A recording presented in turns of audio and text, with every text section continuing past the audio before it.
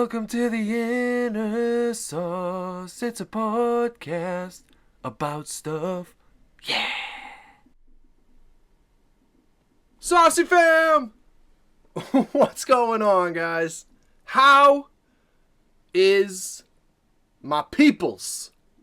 How is my peoples doing today? How you guys doing, man?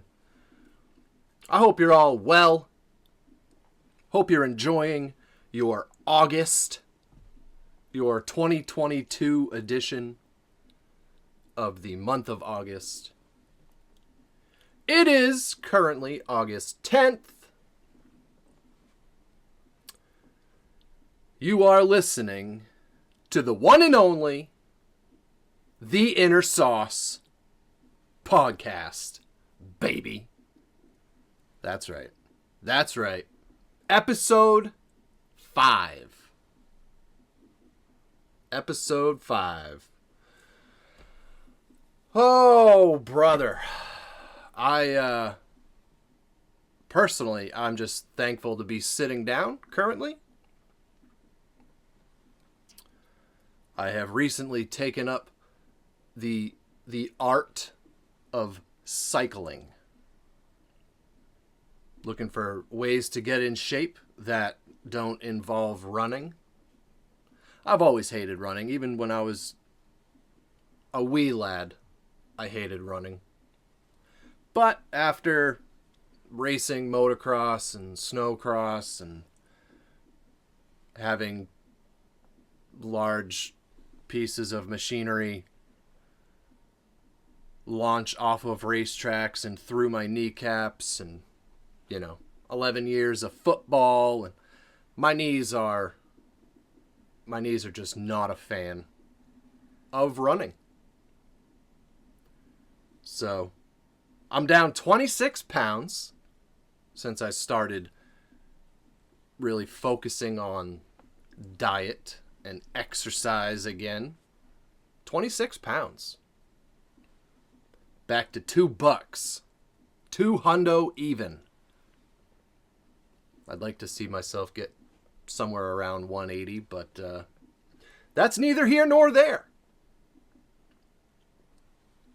What do you guys do for if you do anything at all? If you don't do anything at all, I respect it. I totally respect it. I'm not one of those guys that's going to be like, look, man, you got to eat like almond butter and plant-based butter and, sugar. It's like Satan's snow, man. Like, sugar is just the snow of the Satans. You know what I mean? I'm not one of those dudes.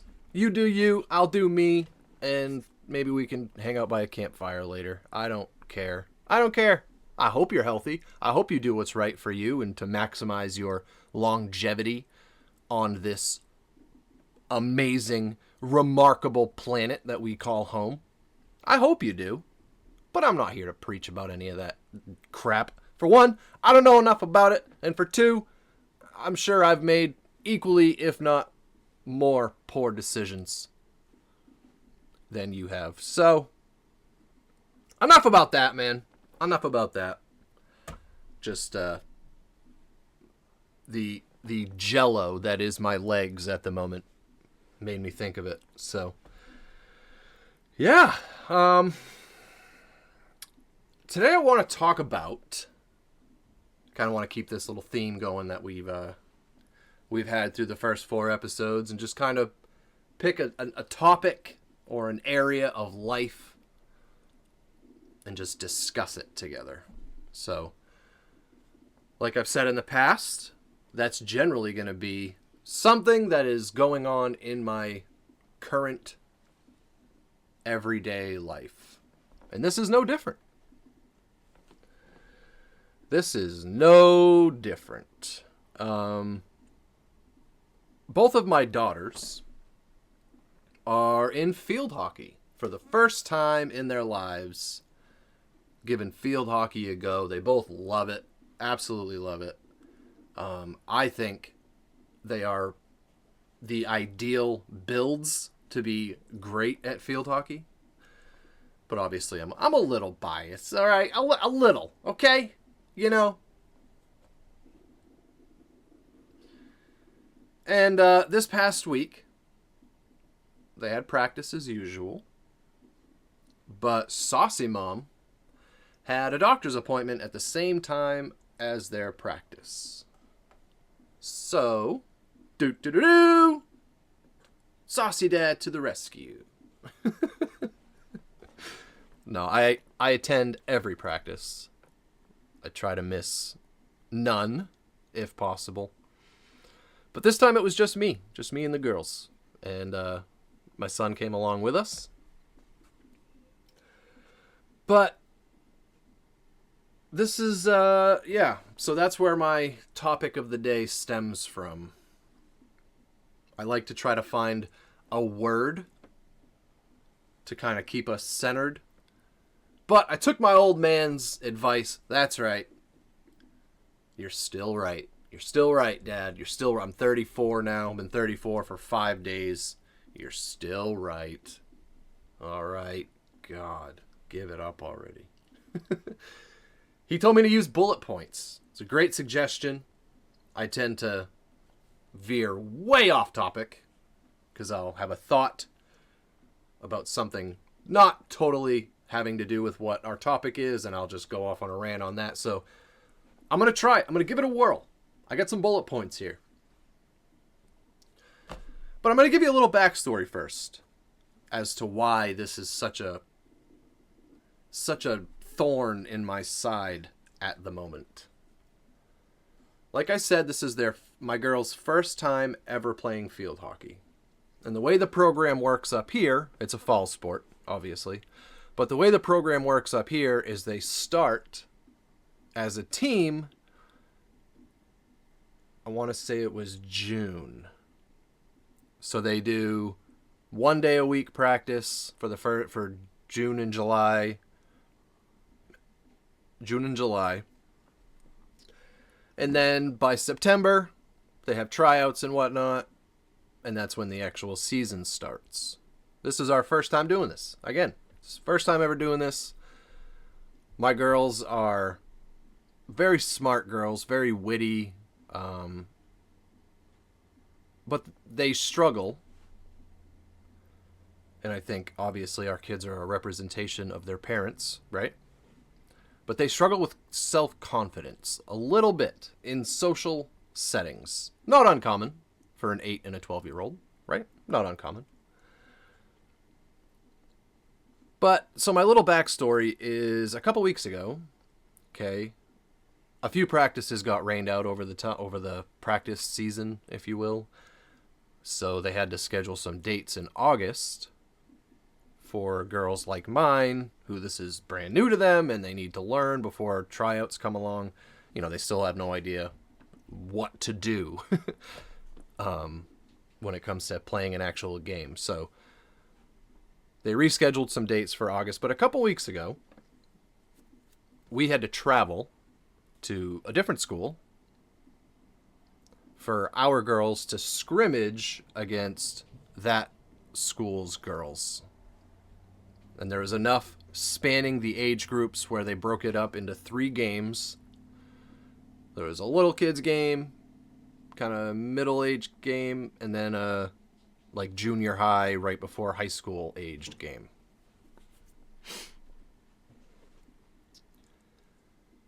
And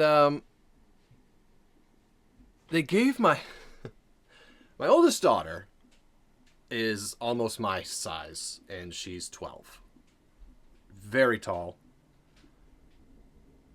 She's a like a bigger framed human being. Absolutely not overweight. Okay? And that is such a hard line to tiptoe at that age where, you know, starting to get interested in boys and things like that. And kids are just so mean. Like, I know you and I remember how mean kids were, but you have to realize everything we experienced freshman year, sophomore year, our kids are experiencing that now in 5th grade, 6th grade, 7th grade. The whole timeline has been sped up severely. Touched on that a little bit a couple episodes ago surrounding a different topic. But same idea. Kids are meaner sooner. Kids are meaner younger. They know more. They've been exposed to so much more because of social media. Regardless of what you do at your home and what you protect your kids from or what you expose them to, you can't control what the other kids have been exposed to, what they've learned, and what effect that's going to have on your kids when inevitably they end up together all day, every day during the school year, or like right now, for instance, during sports.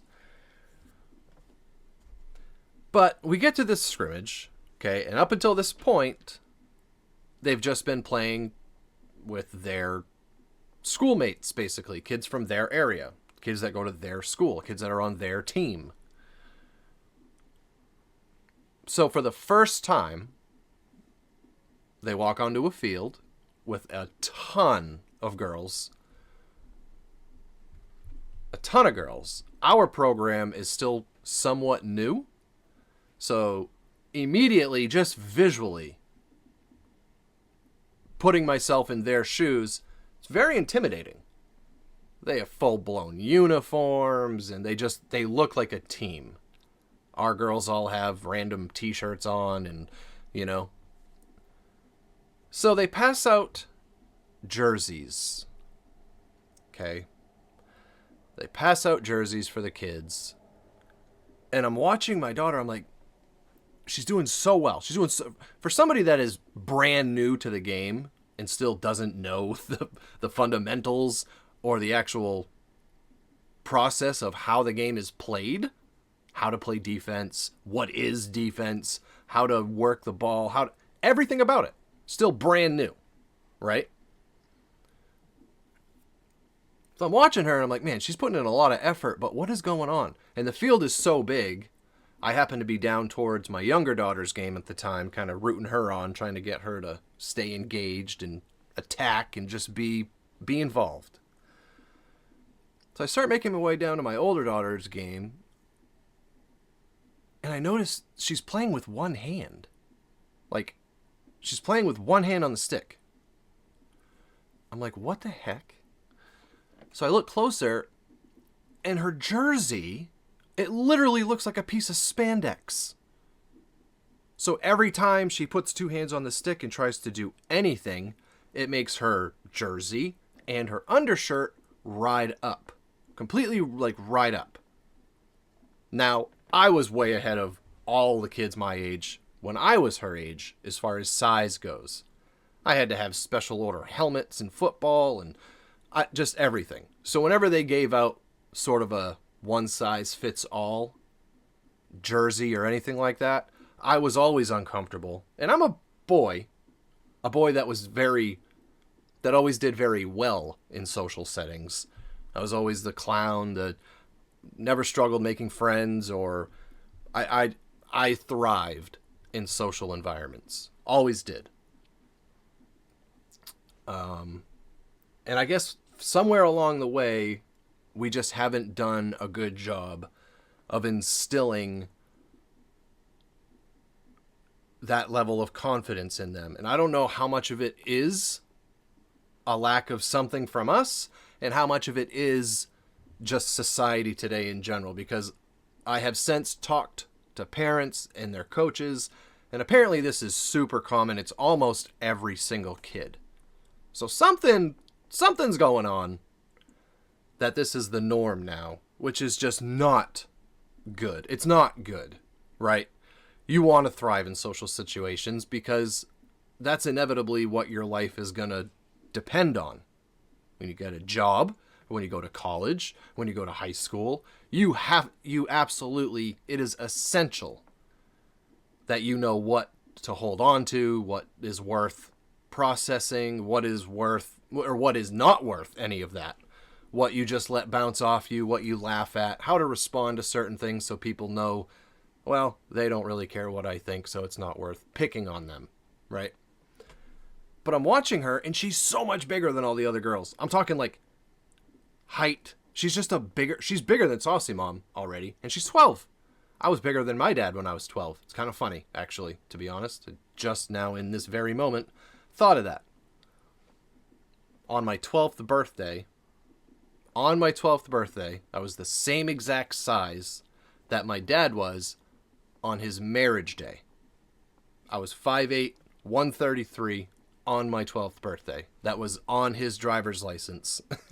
5'8", 133 from when he got married. So, kind of funny, actually, now that I think about it. She is almost definitely going to be my size.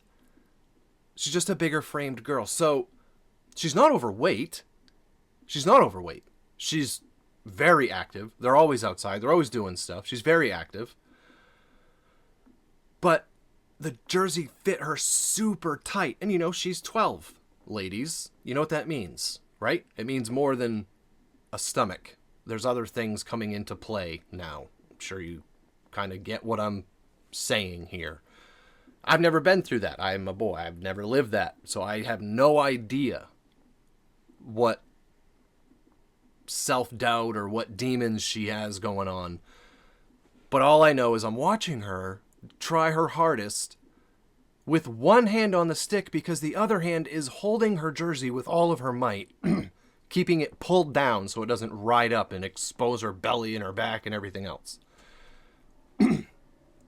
So obviously, being dad, being a little protective, I guess, I was really mad that a coach who is apparently looking at her because she's instructing her as the game is going on, trying to give her pointers as to what to do. How do you not notice she's playing with one hand because she has to hold this jersey down?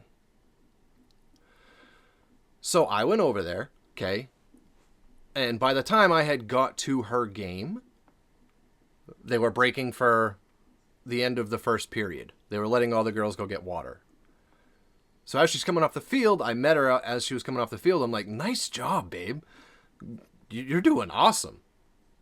And she just stares at the ground and she just kind of like glances over at me. And I could tell she had this very chaotic look in her face. But she was just beelining to Saucy Mom, who was still down at the opposite end of the field at my younger daughter's game.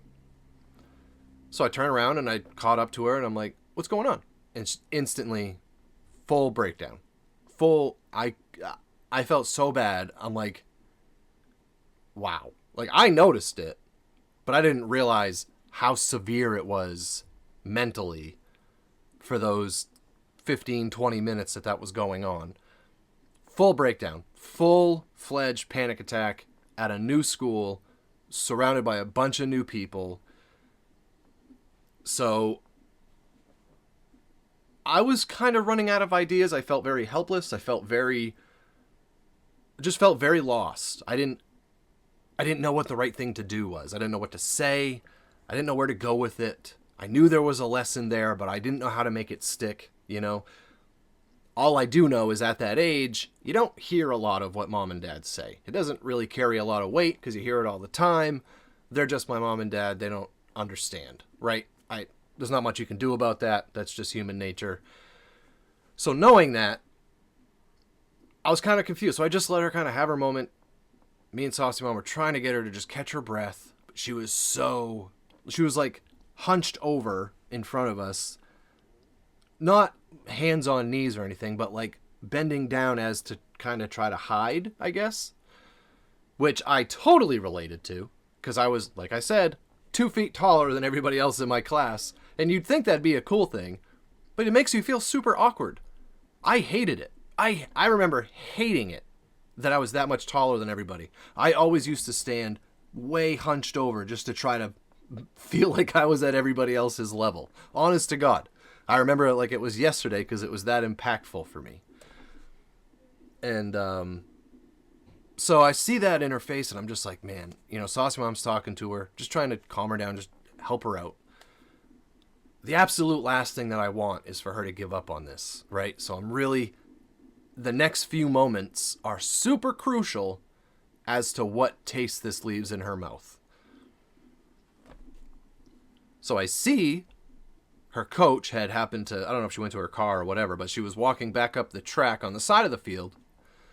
And she's like, does she need ice or anything? I'm like, no, she needs a motivational speaker. And she stopped in her tracks and she turned around and she said, what's going on? I said, this is brand new to her.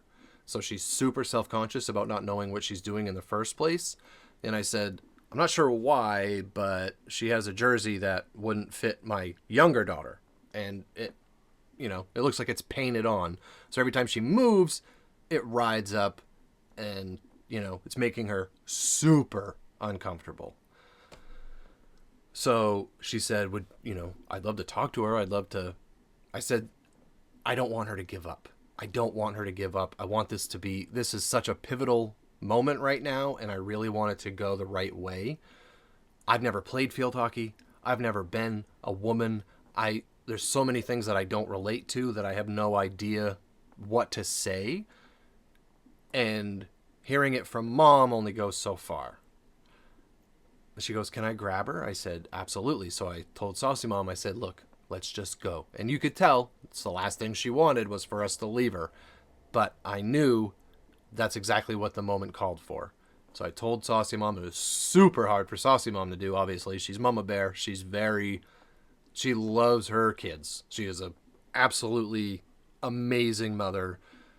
There's nothing she wouldn't do for them. And to see her in the kind of pain she was in that moment, I could just blatantly see how much it was hurting Saucy Mom. So I told her, let's go. Let's just go. They got her now. Let's go. They know what's going on. Let's leave it alone. So we did that. I totally took my eyes off of her, started watching my younger girl's game, and I happened to just kind of peek back to see where things were at. And I couldn't see them because they had started walking. They were walking the track down towards the older kids' game where she belonged, where all of her friends and stuff were. And they walked together, and I saw her. I just kept checking on her, but she was just standing there next to the game with the coach for most of the game. Took the jersey off, thankfully. And she got in a few more times, but she didn't quit. We had a really, really impactful heart-to-heart the whole ride home. It's like a 30-minute drive. We had a really deep conversation with her the ride home because, again, I was the total opposite during my youth. I thrived in social situations. But Saucy Mom was exactly that. She had the exact same struggle. She totally was always in her own head that nobody liked her, everybody hated her. She didn't do well in school and other social situations because of that. So she could relate, and she had a lot of really good things to say as far as stuff that she learned along her journey to try to help save my daughter from worrying about things that don't matter. Such as what other people think about you. Right? So that's the backstory. And like I said, this past week, 2 days ago, Saucy Mom had a doctor's appointment, so I took them to practice. We show up to practice, for the people that are listening to the audio version, quote unquote, practice. We walk out, you pull into the parking lot, and you have to go out behind the school, and the field is kind of down in a dish type of deal. And as soon as we turn the corner and can see the field, I'm like, oh, cool. The high school's here. The high school girls are here, and they're practicing. That's really cool. Maybe you guys will get to do some drills together. And then we walk over. The girls go on the field. They start warming up. I'm like, oh, that's not the high school team. That's the team they're scrimmaging against. So, no heads up to the parents. We thought it was just a practice. Little did we know, another school had traveled to our field to scrimmage our girls. And I don't know if any of you have ever seen the movie Big Green. It was literally Big Green in real life.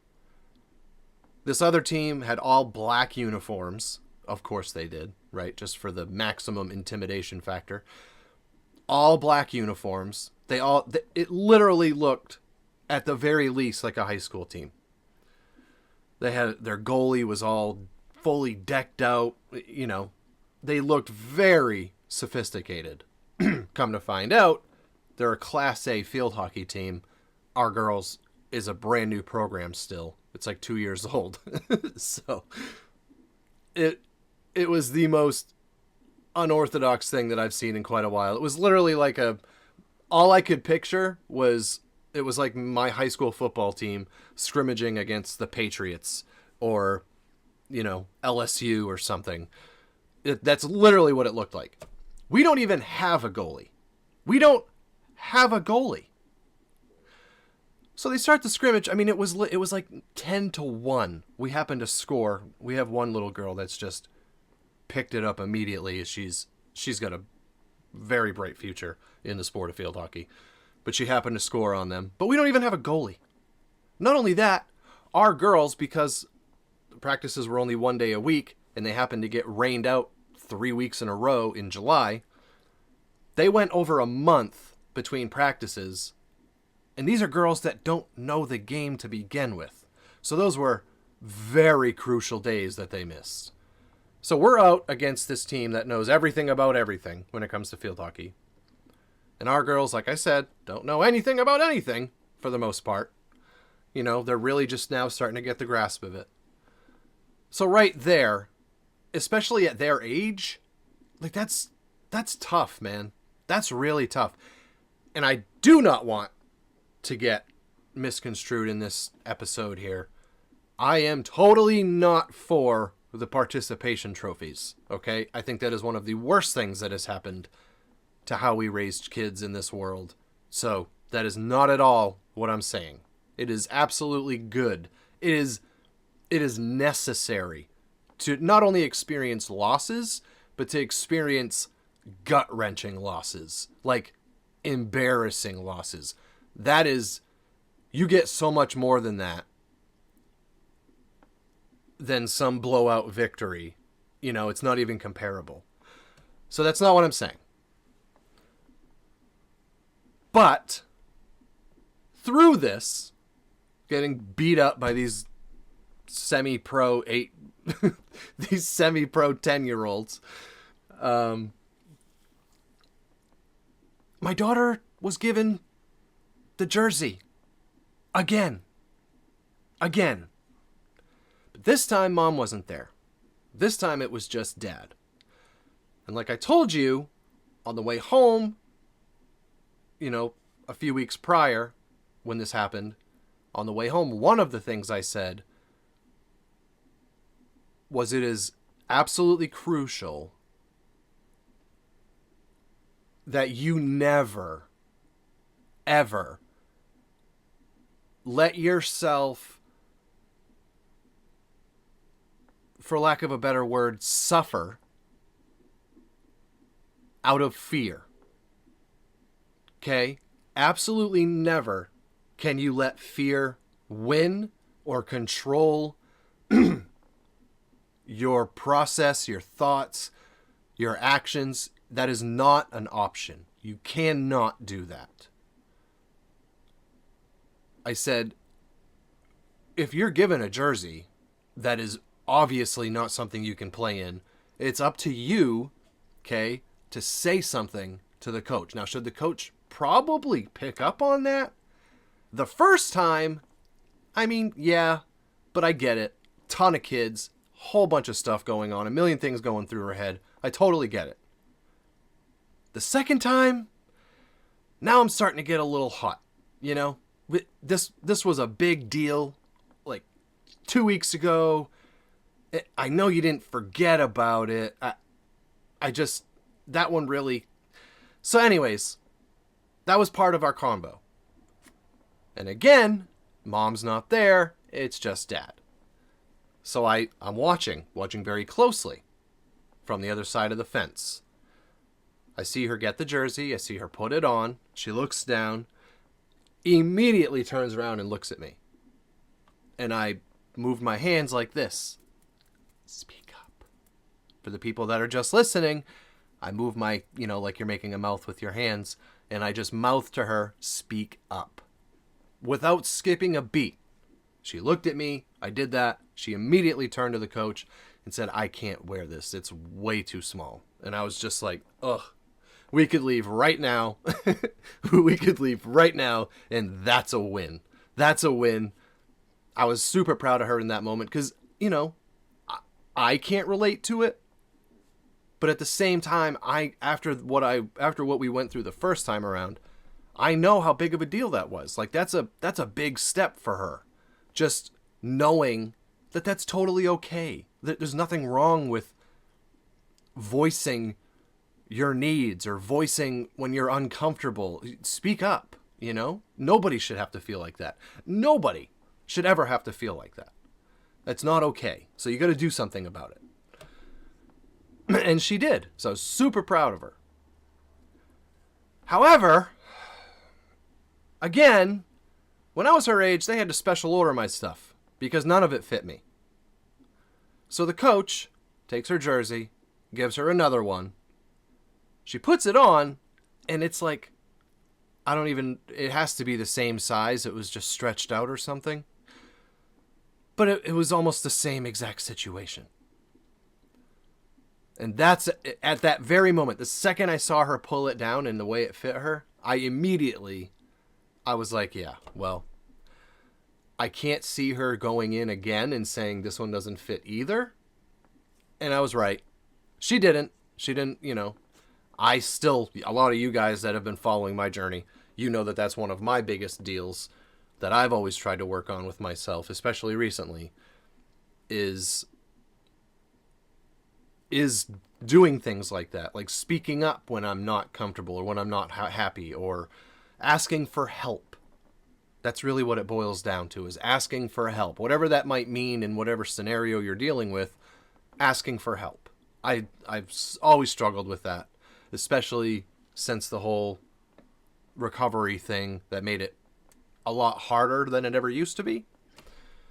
I have this weird feeling of guilt anytime I ask for help, like regardless what it is.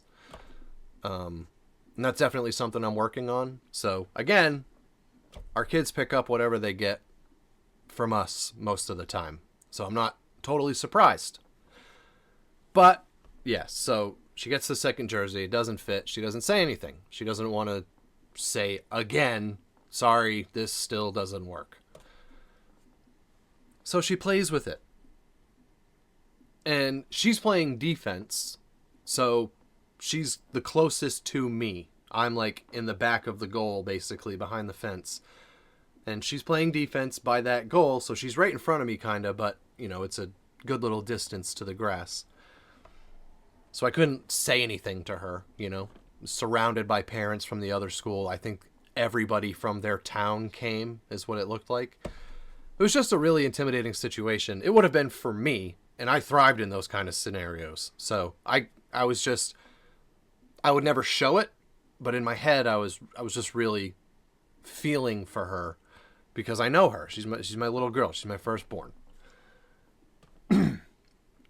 And again, they don't know the game. They don't know the game. So let's do a little recap here, okay? We show up. It's the whole Big Green scenario. They're playing against 40-year-old professional field hockey players disguised as 10-year-old girls, decked out uniforms. They got a professional-looking goalie. The coaches are all decked out. Like, I couldn't even believe it. I thought for sure that was the high school team. So that happens. Then the jersey thing happens. She asks for a new one. She gets the new one. It doesn't fit. Now she's on the field playing. They score on them. Okay. Our girls drive it down to their end a little bit, and then it comes back. And Cadence is my daughter.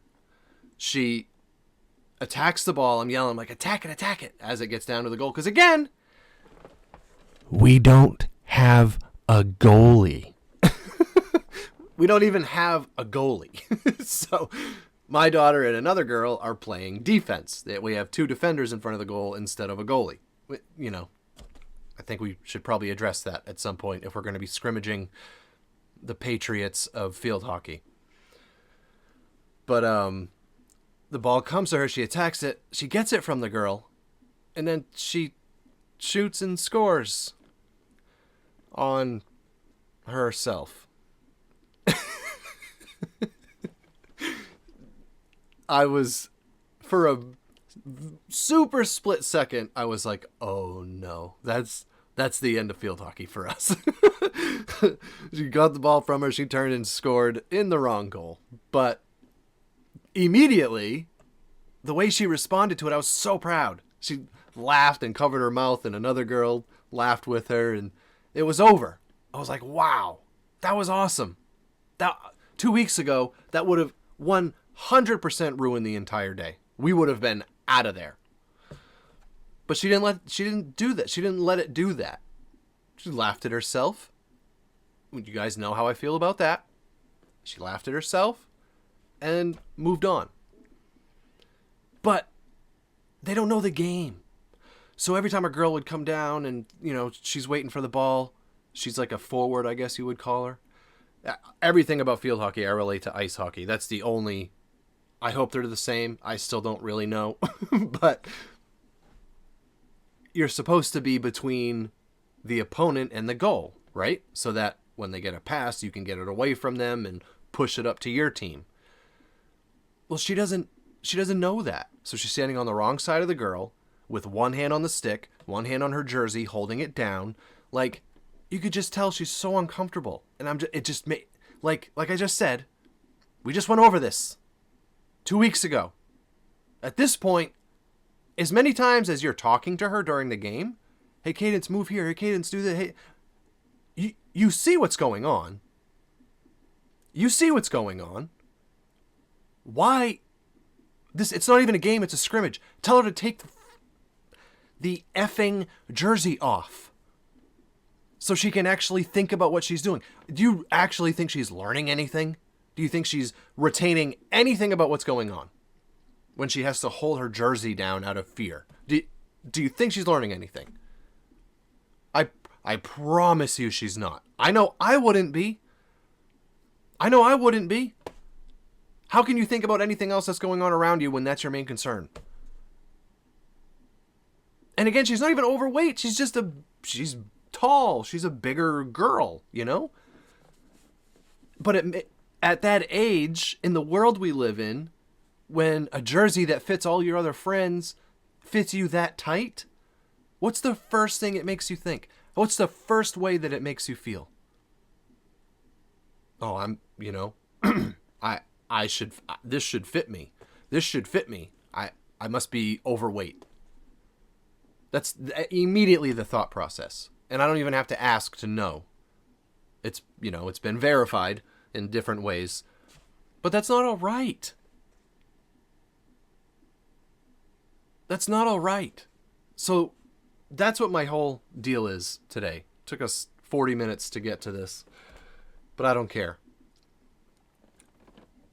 People in these positions, these often thankless, underappreciated, underpaid positions,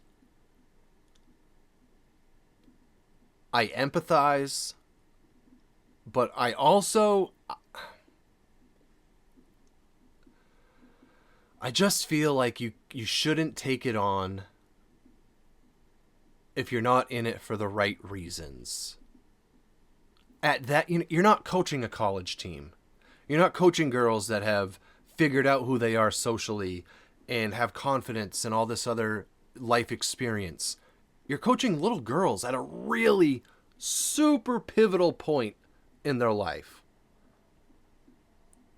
The field hockey is it's like third on the list for what a coach should bring to their lives at that age and at that stage. The game itself it's way down there as far as importance. I'm going to tell you, I honestly don't even remember how many games I won or lost or the scores. I have no idea.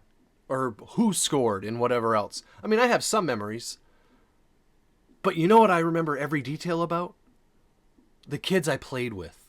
The bond that we had. The way that we didn't know each other day one and would jump in front of a bus for each other on the last day. That's what I remember. That unspoken, just... It's uncomparable. What you get from team sports socially, it's uncomparable. That's why it's so important to me that they always be doing something like that. In the sport, you know, if they happen to excel at one of the sports, even better. It's a cherry on top. But until then, it's all about everything else. It's about learning who you are and how to how to care about people, how to let people care about you, how to learn and take criticism and not make it be something that's negative, you know? It's okay to learn. It's okay to not know how to do something. That's all right. You're not born knowing how to play field hockey. You're not born knowing how to drive. You have to learn things. That's what life is. But they need to hear that. They don't know that. Especially when you're walking onto a field with everybody else knowing what they're doing and you don't. That's really scary, especially at that age. So it's up to these people that put themselves in these positions to make sure that that's what we're thinking about. So that's who I'm talking to right now. I'm talking to all the coaches of our youth sports teams or whatever it is. Whether you run a dance group or gymnastics, whatever it is. If you're in a role, a leadership role for children, the priorities have to be in line. You have to remember what you're there for. You have to remember what they're there for. You really do.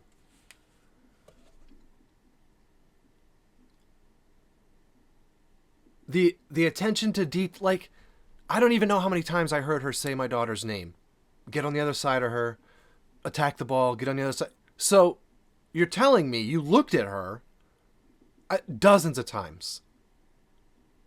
2 weeks after we had this big ordeal, and you don't say, you don't do anything?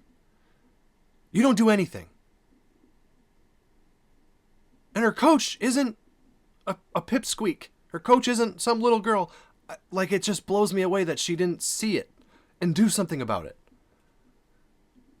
The opportunity that coach had, it's different when it comes from me. Of course, I could storm out onto the track and do, just make the whole thing worse is all I would do.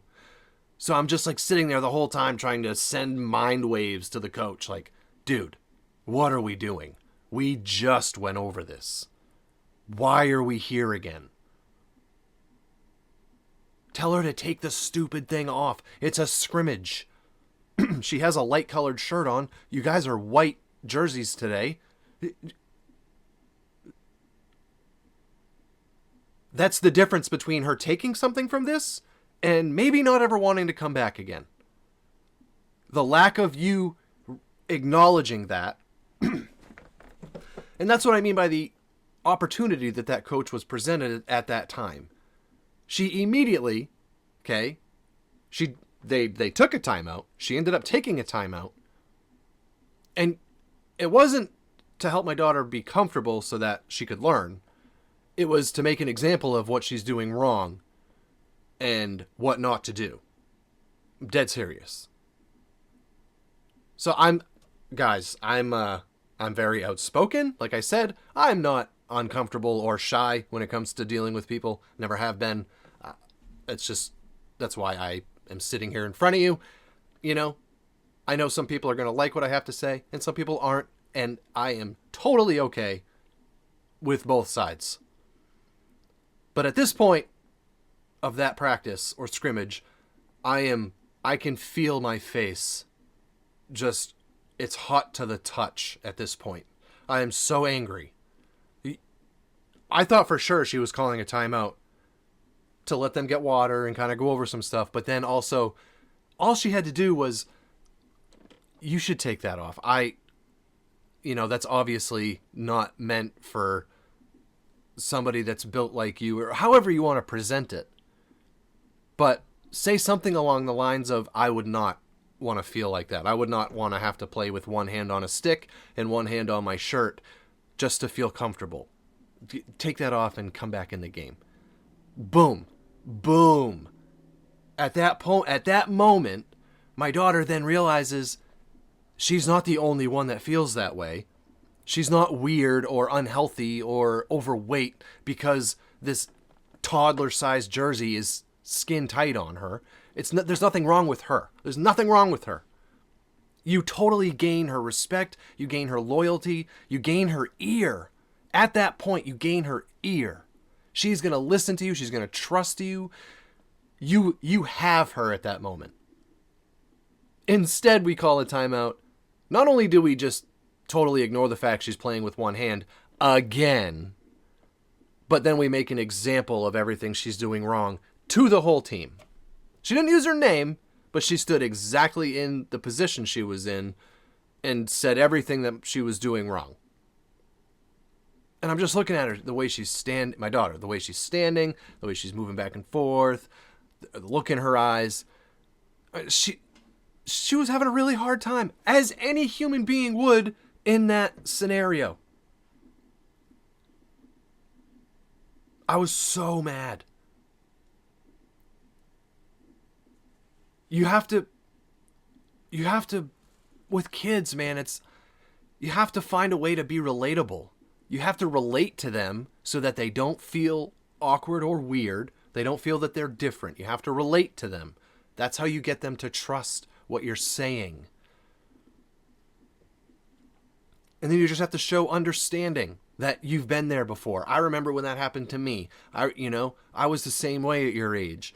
Let's get you out of that and get you comfortable so that you can friggin' learn something today. She didn't learn a damn thing. They played for an hour and a half. She didn't learn a damn thing because she was never able to. Her mind was never able to focus on what they were doing, the game they were playing, the lessons they were being learned, how to actually play the game. She's not going to know any more the next time they go there as she did getting to the field that day because of a lack of attention to detail by the coach. I empathize that you're underpaid, you're underappreciated, there's not enough. I get it. But if you're going to take that step, you're going to make that commitment, you are taking on the responsibility of all of these things. You have to have an attention to detail. You have to focus on not the game. The game is secondary. You know how to teach them the game. But you can't teach them the game if they're not even thinking about it. That's not how that works. They are in your care during that time. I'm on the sideline, but they are in your care. You have an amazing opportunity to shape these minds and these hearts for everything they do going forward.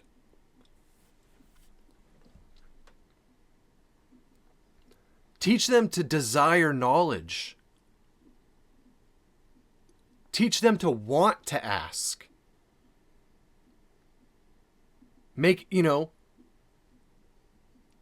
Give achievable goals.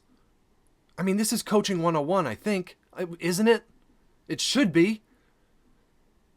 Especially for a brand new program when you're dealing with 12-year-old kids that have never done something before, when it's as complicated as field hockey. Give them achievable goals. Let's try to do this today. Let's learn how to do this one thing really well before we leave here today. And then celebrate those little goals, those little wins. Again, that's not a participation trophy mentality. That's a building confidence mentality. That's how you, when you can give them a goal and then help them achieve it and celebrate that little win when they do achieve it, or better yet, celebrate the loss when they get really close to achieving it but come up just short. Celebrate everything they did right. because they're going to want that feeling again. They're going to want to feel like that again. So they're going to learn everything possible in that moment because of the way that it was presented to them, because of your reaction to them, because of how you were concerned and welcomed their questions. It's so crucial. It is not about the game. 1% of the 1% of the 1% of the 1% are actually going to play these sports professionally, especially where we're from. They can count on one hand how many people make it to professional sports from Maine, you know? But I'm going to tell you right now, football, for me, team sports for me, is why every job I've ever had, I go as far as I want to. And I don't even care if that sounds arrogant. It's a fact. It's an absolute fact. I'm telling you right now, it's all because of that. It's all because of everything I learned about people, everything I learned about myself dealing with people, how I learned to lead, how I learned to take criticism, how I learned to just everything to do with a social environment like that is why I say this with complete confidence, go get a job anywhere tomorrow and be in management in 6 months. That's just a fact of it. That's just a fact. I'm not trying to sound cocky or arrogant or anything else. I'm trying to say it is so important that they learn these skills at that age before, okay, this is why it's so important. They have to learn it before they shut that switch off. So let's look at it this way, right?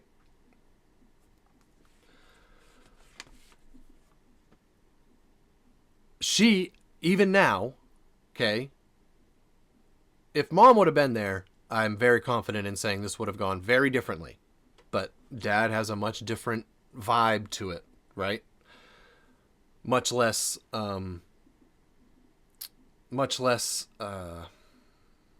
babying. I don't want to sound mean or anything, because I'm definitely not. Like I just said, I'm very protective, absolutely caring and all of that stuff, but it's just a different kind of vibe.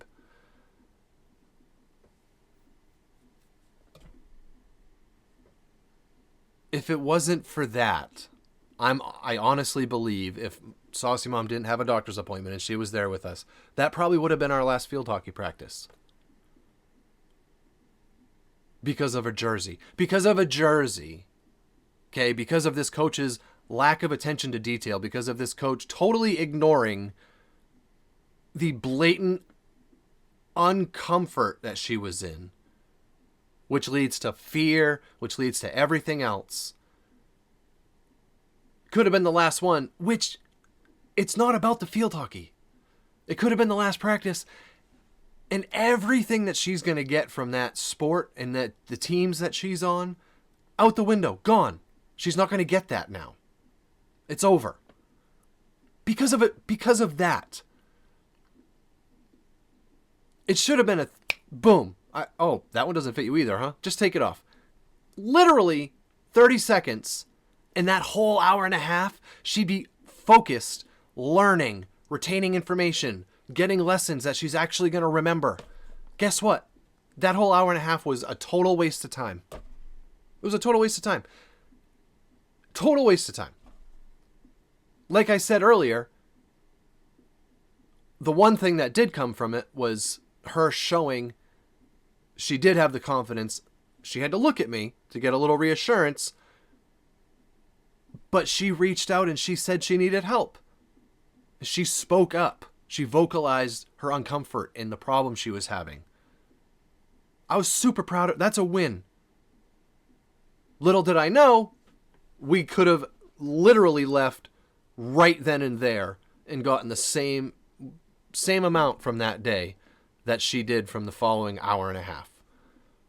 Because of this coach's lack of, I don't even want to say compassion, Because I feel like if she just acknowledged it, she would have addressed it.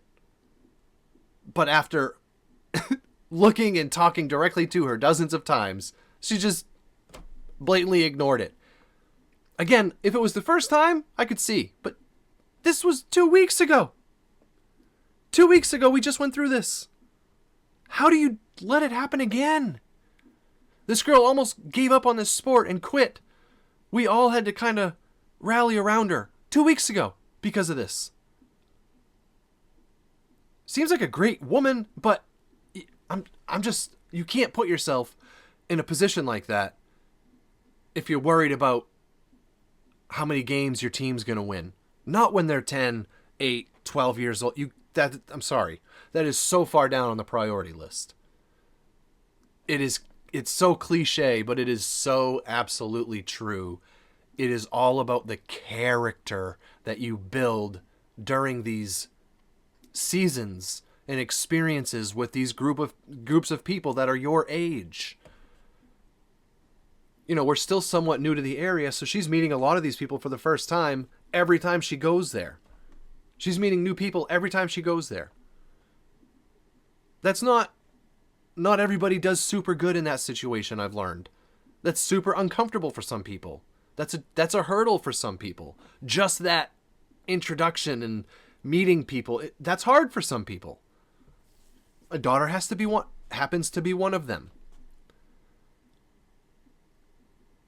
So I was just really disappointed and really frustrated that it went down that way.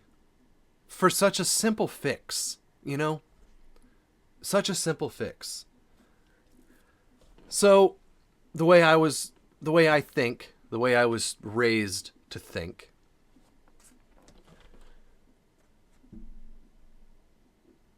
how can I help this? How can I take this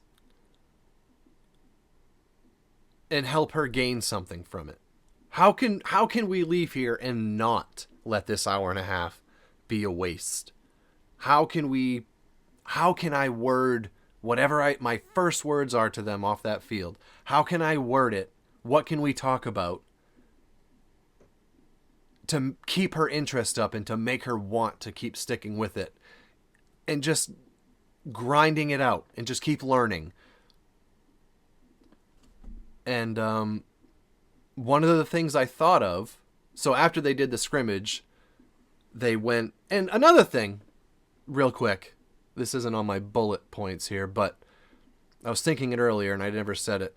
And I don't mean any offense, okay?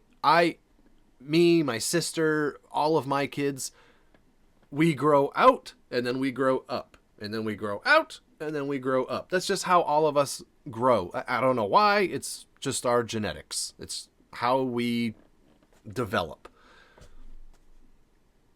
So one of the girls on the other team was, again, I don't mean any offense. I don't want to be rude. I have certainly been way overweight at times. And it's totally different when it's kids, right? Because you never know, are they even being presented with opportunities to stay healthy? Are they being presented with opportunities and encouraged to be active? So it's not their fault. But my point is there was a girl on the other team that was pretty overweight. She was, pretty overweight. And she had no shirt on her jersey because it fit great. She was the most confident girl on the other side of the field. And I'm not even joking. And she was the only... I hate even saying it because I'm not trying to be mean, okay? My point is my point. It has nothing to do with that little girl. I have no doubts she's going to grow up to be a gorgeous, healthy, successful woman, okay? So let me just state that first. She's probably 10 or 11 years old, right? We all have pudgy phases. And she was pretty overweight. And she was super confident. Because everything she had on fit her well. So I know it exists, right? They're supposedly the same age. Pretty sure I saw the other girl pushing a stroller, and taking business calls during water breaks. I'm kidding. But, yeah, man. I don't know. I don't know. I get that the program's still somewhat new and all that. So I don't think it's obviously not malicious, right? I would definitely be doing something more. I would be much more vocal if I felt it was malicious from the coach. But that's not the case. It's just a lack of attention to detail. It's ignorance. It's whatever you want to call it. And I'm not trying to be rude. I'm not trying to be mean. I know she has a million things on her mind. The program's still somewhat new. That means she is more than likely probably still somewhat new in the coaching world. Maybe not. I don't know. But 2 weeks ago, why don't we order 5 or 6 jerseys for kids that aren't 3 feet tall and 40 pounds at 12 years old? Why not just have some there so that what I saw my girl, speaking from the coach's perspective, how about I order 3, 4, 5, 6 of these just so I don't ever have to have somebody go through that again? 2 weeks later, not only do we not have any that fit her, we let the same exact thing unfold. It's not going to happen again. I can tell you that, because I'm not going to embarrass her, and that was my biggest fear. I couldn't get to the coach without walking out in front of everybody and making a scene, more or less, even if I wasn't. I wasn't going to do that, not to my girl. Absolutely not. But I am absolutely going to make an opportunity to say something next time, because she's not getting anything from this. We've paid a ton of money to buy all this equipment and the registration fees. It's all expensive. And I am happy, absolutely happy to spend the money on that kind of stuff, because like I just said, I know what it's building character-wise and social skills, all of that stuff. I know what the benefits are. So that is money well spent. I don't care how much it costs. Let's do it. Let's absolutely do it. And, yeah, I don't know. It's not going to happen again. It's not going to happen again. They have white. If they're home, it's white. If they're away, it's blue or something. So I told her we're just going to get her a nice comfy t-shirt or tank top in both of those colors. And, when they decide to get you something normal size that fits, that's when you can wear the jersey. But, I don't want her to stand out and feel awkward or out of place. So we'll get something that looks just like it. But look, man, I'm not the coach. I'm just the dad. So I'm obviously focused on one girl out of all of the girls on the team. It's not that many in our program, I don't know, 12, 13 girls maybe in my oldest daughter's age group. And then there's probably another 10 or 12 in my younger daughter's age group. And it's not like it's one coach for all of them. The more experienced coach coaches my older daughter's team. But I don't know. I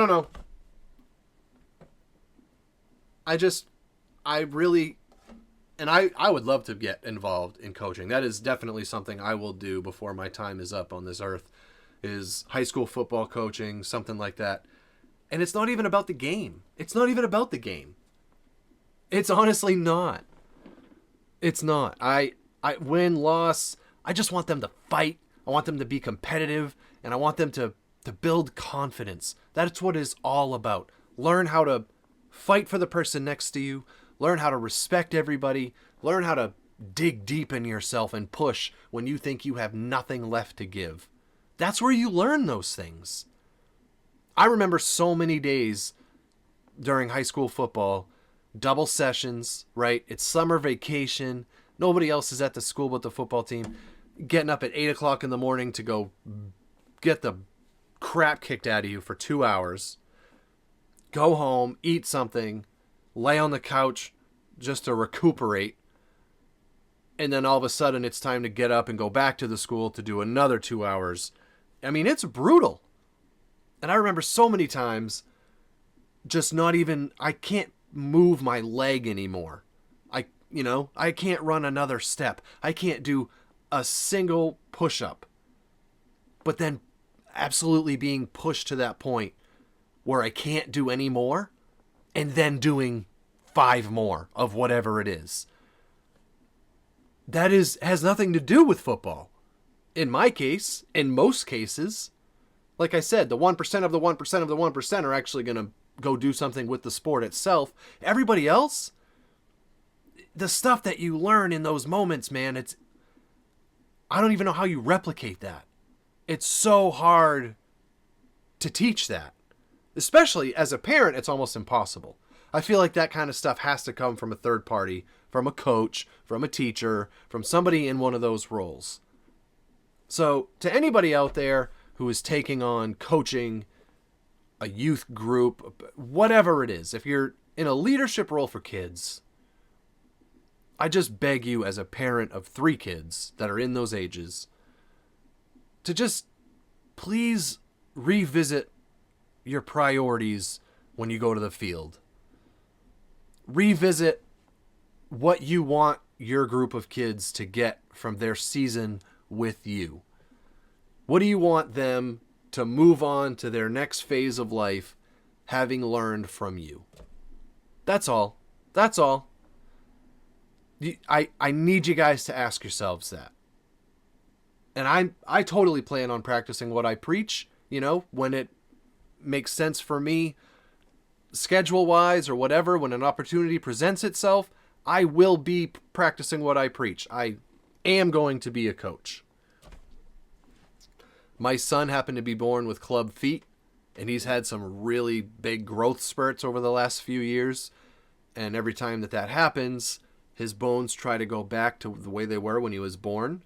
So he's going through a series of bracing and stuff to correct his feet. So that's a whole different set of challenges and teaching lessons and all this other stuff. There's all kinds of people in the NFL and other pro sports that were born with really bad club feet cases. It's all about what you do with it, how you deal with it. He wants to play football so bad. So that's definitely something that I want to be part of as hands-on as possible. I don't know if I want to coach his team, because like I said, it's almost better to not be part of that as the parent. I think he would get more from it if I wasn't involved. But I'll be coaching in my own right. I just think it's such... it's right up there. It's right up there with teachers. It is such a vital position. It holds so much weight in who these kids are going to turn out to be as people that you have to go into it with the right priorities. You absolutely... Yeah. It's lifetime lessons that they're being taught. And it's not about the game that you're playing. These are lifetime character building. You are molding these people into who they're going to be in this world. And it has to be done the right way. And no, that doesn't mean everybody gets a trophy. That doesn't mean everybody gets a trophy. You have to celebrate the wins, but you got to celebrate the losses. Absolutely have to celebrate. It can't be, if you don't win, everything you did was for nothing. That's just not life. That's not life. There's nothing real about that. So you got to celebrate the wins. You got to celebrate the losses. You have to celebrate the process. Every little goal that is achieved, every milestone that is reached, you got to celebrate it. And then build a new one. Set a new one. So while I was standing on that fence the other day, thinking to myself, how can I do something with this? They started doing drills, and I said, that's what I'm going to do. That's what I'm going to do. I absolutely watched wholeheartedly and studied a couple of the drills that they were doing, and I said, I'm bringing that home. I'm bringing that home as far as the drill, the principle of the drill. So I'm going to go grab the stuff I need to do the drills with them, and we're going to do it right here. One of them was really fun. I had to learn what it meant so that I knew how to teach it. But one of them's really fun, tossing a water balloon back and forth. It's hand-eye coordination and learning positioning on the field. It's a really cool little thing. Teaches them how to shuffle and all this other stuff. So I'm going to take it home. It's going to be something fun that we're going to do. We're blessed to have a nice big yard. They're blessed to have an amazing dad that keeps it mowed, you know. Some pretty lucky kids that we're dealing with here. My wife was making fun of me the other day. She found a video that showed what a man does after he mows the lawn. And he's just standing in different windows in the house, just kind of staring at the yard. Listen, it looks good when it's cut, okay? Leave us alone. All right? That's our quiet space. That's our alone time. Let us be. But no, we're blessed to have an amazing yard. And it's a great place to do something like that. So I don't know, man. I want her to have all the confidence in the world, because the more confidence that she has about what it is she's doing, the more confident and likely she is to speak up when she has a problem like that. When everything's piling on top of you, you eventually just shut down and give up. If she was a great field hockey player and knew everything about the game, had all the confidence in the world, speaking up about a jersey that's too small, there'd be no big deal. It wouldn't matter, right? But when you have no idea what you're doing, you're messing up on the field, you're making mistakes, you feel like everybody's looking at you, and the jersey, like, you don't even want to bring it up. You don't want to have another set of eyes on you. You don't want to say anything. So I found like that's a great opportunity for me to just bring a couple of these drills home, do it with them in a fun way where they remember it, and just do it with them over and over and over and over again until they absolutely get it, right? To the point where I can walk away and they can keep doing it. Luckily, I got 2 girls in the sport, so they can kind of do stuff together. But I want to bring the drills here, let them get really good at it. And you know what? The next time we go to practice and they bust out that drill, they're both going to look at each other and they're going to be so excited that, unlike everybody else, they're ready. They know exactly what to do. They're going to be way ahead of everybody else, and they're going to feel great about that day's practice. It's building blocks. I mean, that's parenting, but it's also coaching is such a big part of it, guys. Like, I don't know how else to word what I'm trying to say. I hope my point got across as always. But I just really hope anybody that puts themselves in those roles, regardless not even necessarily sports, right? Not even necessarily sports. If you're in any sort of leadership role with children, you have to really nail down your priorities, okay? It's so important. You are molding these people. Mom and dad can only do so much. We could try till we're blue in the face, but the fact of the matter is they just stop hearing us after a while. It is what it is. It was like that for you, it was like that for me, and it's like that for them. It is what it is. You don't hear what mom and dad have to say after a while. It has to come from the coach. And it has to come from a place of relatability. It has to come from a place of support and wanting the best. And I see so much great in you. You know, let's not even worry about that. Take that stupid jersey off and go do what you just did again. That was really good. Move over a little bit this way. Do it again. Oh, wow. See, you got it. It's literally that. I mean, it's little moments like that.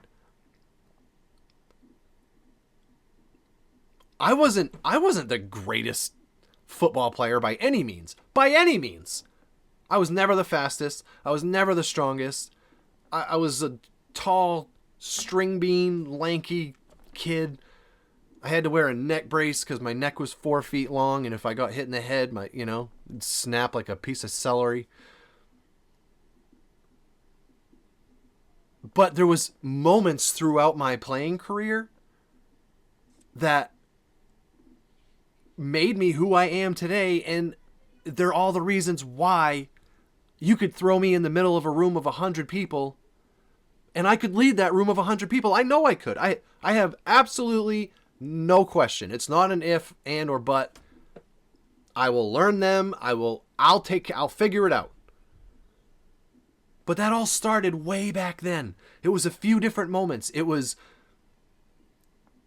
missing a tackle, or it was failing at a drill, or not being good at something that we were working on. And however it was handled, however it was presented to me that I needed to work on something, it stuck. It not only stuck, it made me want to get better at it. It made me want to put in the work. It really made me see the value of doing these things. I don't know. So that's been on my mind a lot these last few days. The image of her awkwardly standing at the end of the field with one hand on her stick and the other hand holding her jersey down, it's burned in my mind. Because you just want to take that away from your kids, you know? You don't want them to experience stuff like that. I mean, the bottom line is they're going to, and they definitely need to, but not 2 weeks after we just went through it and it almost ended her desire to play sports, right? Like, come on. The teams were all split up. This coach had 6 girls with her. There was only one playing one-handed, guys. That can't happen. That can't happen. And if it wasn't for making sure I didn't completely ruin my daughter's desire to go in public with me ever again, I would have walked onto that field. I promise you I would have. Because it's, you know, don't you want these kids to want to do this? Don't you want them to want to learn? Or don't you want them to be able to learn? She's not able to learn. She's not able to learn when she's that scared about how she looks. And it's not like I can tell her, don't worry about it, you know, just play anyway. Absolutely not. If she's not comfortable, then she's not comfortable. That's not okay. You have to speak up, and it has to be addressed. You deserve respect. You are owed respect. You're a human being. That's part of the deal.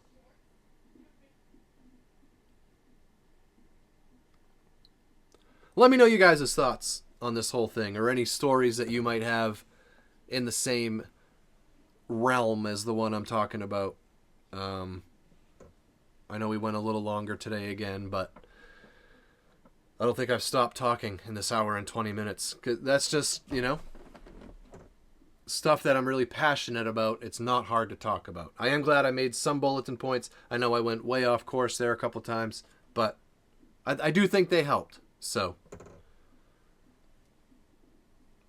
a little round of applause for my dad for still knowing more than I do about everything. Okay? So, good job, Pops. Oh, man. He, very supportive. Sent me a message the other day telling me that he really thinks I found my calling with this whole thing, and that he's really enjoyed listening to the podcast so far. So, to him, to all you SauceyFam members, to my patrons, my SauceyTrons, to everybody that supports this, to everybody that listens, to everybody that takes time to give feedback or just help with engagement, whether that be throwing a like on the YouTube video or whatever it is, sharing it with a friend or whatever. I just thank you guys. Thank you so much for the support. I really appreciate it. I appreciate each and every one of you guys. And I want to hear from you, you know, on all these topics. I really want to hear from you. I want to hear what you guys think about all this stuff. Am I talking to any coaches right now? Am I talking to any youth coaches? Because I would love to hear, you know, what's your thoughts? Maybe what are some some tactics that you use? What are some basic rules of thumb for you? What are things that you look for? I would love to hear it. I would love to hear it. And, most of all, thank you to all the coaches. Thank you for taking on these roles. I don't want that to get lost in all this, because there isn't enough of you. You are underappreciated. You are overworked and underpaid. I absolutely acknowledge that. I get it. Okay? That is absolutely, I'm not debating that for a second. Should have said that earlier, but here we are. I'm not debating that for a second. I am simply saying, if you're going to put yourself in those roles, it's super important